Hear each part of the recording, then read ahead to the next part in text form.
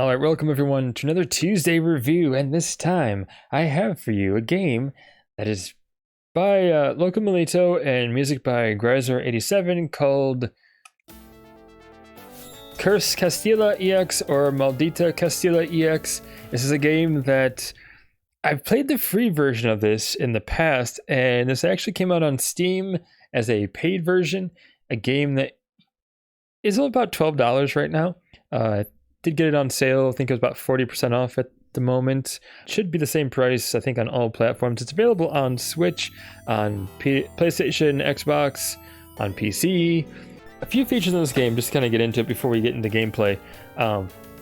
You do have options. You can change the video mode to either like completely full stretch screen with or without scan lines, full on stretched up and down with or without scan lines, or border without scan lines. You can change it to a smaller screen where it has the border around, no border, scan lines, no scan lines, all kinds of screen options. I kind of like this option right here.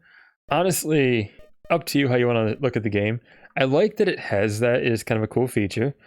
You can remap the controls, which is very nice, because when I started this game, it was the joystick to move, and I hate platformers where you can duck and you have a joystick movement, because inevitably I always accidentally partially hit down and I end up ducking when I don't want to. So I do prefer the directional pad for games like this, and that was kind of nice. You do have high scores. You can reset the high scores also.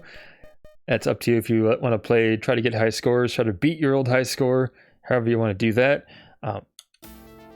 This game is going to remind you a lot of Super Ghouls and Ghosts, or Ghosts and Goblins and Ghouls and Ghosts, all those kind of games. A few differences here and there, and I'll point those out.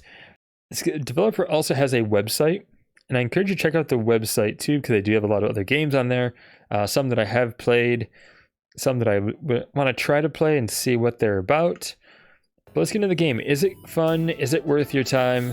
Should you buy this one, or should you just go and get the free version and not spend any money whatsoever? So let's go ahead and get into it. You do have a continue option, which is very nice. So if you get to a level you want to continue, that is handy. You don't have to beat the game in one sitting, and that's awesome. So we're going to go ahead and get past the story here. We're basically told by the king to go forward and to defeat monsters, essentially. Kind of a basic story to it. And then as we get forward here, you can see very Ghouls and Ghosts, Ghosts and Goblins inspired, especially this first level. It basically just throwback to that game right there. You're like, oh yeah, that's really what they're kind of hearkening to. You can shoot in all four directions, including down, which is very nice. I don't believe you can shoot down in Ghouls and Ghosts or Ghosts and Goblins, so I'm pretty sure that's a new feature. You also have 3 hits instead of 2, and that's nice. You have unlimited continues.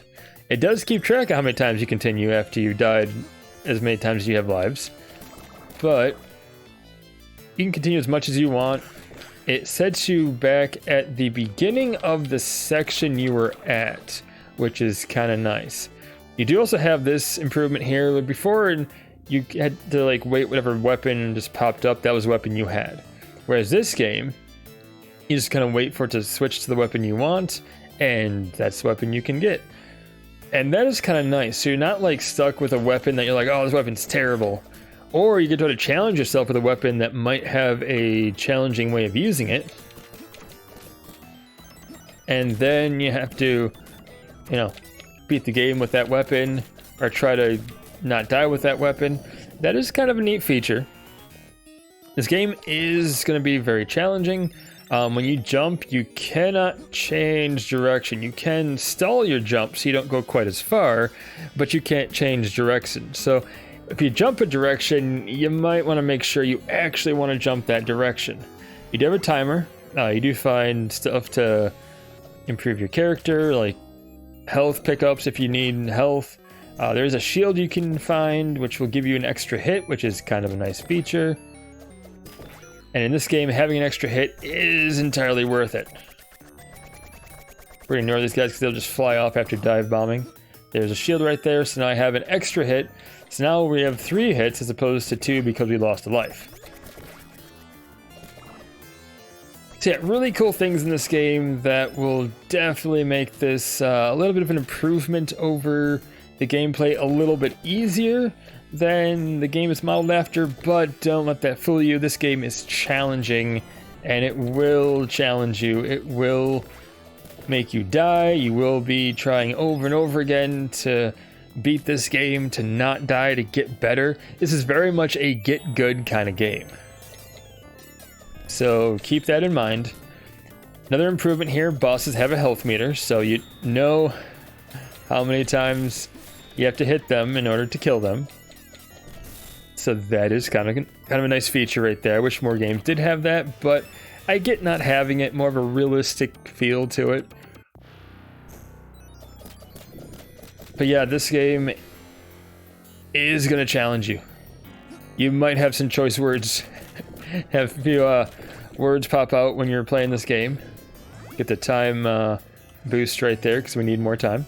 You do find stuff like this fairy here. If you manage to not die, she'll stay with you. We'll keep the weapon we have. It's actually a decent weapon.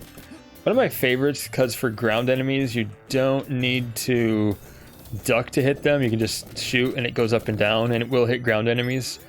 Money and stuff is really just for points, so if you really want to try to get high score, then it's worth it.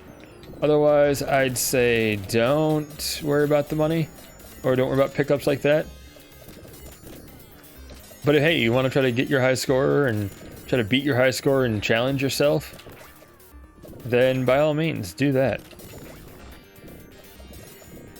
It's a very handy weapon here because of these guys on the ground. But we died and we wasted it, so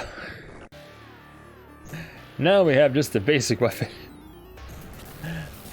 Be warned on that too, if you die at a boss, it puts you at the boss. So you will get stuck with the original weapon if you die, and your favorite weapon will be gone. Just be warned of that. It's a challenging game. Is it worth your time if you like a challenging time? A game that really challenges you to get better, to improve your skills? Then yeah, it's a fun time. If you don't like a game that's going to challenge you like that, if you're not up for that frustration, then I say skip it. But overall, for someone who's looking for a game like Ghosts and Goblins, Ghouls and Ghosts, it is worth your time, and it's worth the money spending it to support the developer and to, you know, send some money their way. Yeah, you can get the free version. It's a little bit different. Doesn't have as many features, and it's not as extended, but at the same time, this good of a game deserves some support. So definitely check the developer out. Like I said, website will be in the description. Also links to buy this game either from Steam or from the various platforms will also be in the description as well. So feel free to check that out. I do encourage you to pick up this game. Again, if you're into games like this that are designed to challenge you. This game has a lot of like retro sins in a way, with the not being able to control like what direction you jump, but at the same time, it's an enjoyable game, especially for those who like a challenge. So yeah, definitely check this out if you want this kind of a game, if you like this kind of a game. You will not be disappointed. It is worth the money, whether you buy it full price or you get it on sale. I got it on sale, but either way, definitely check this one out. But thank you so much for watching this video. I appreciate you. Be sure to check out my other videos if you want to. You don't have to, of course, but feel free to check them out.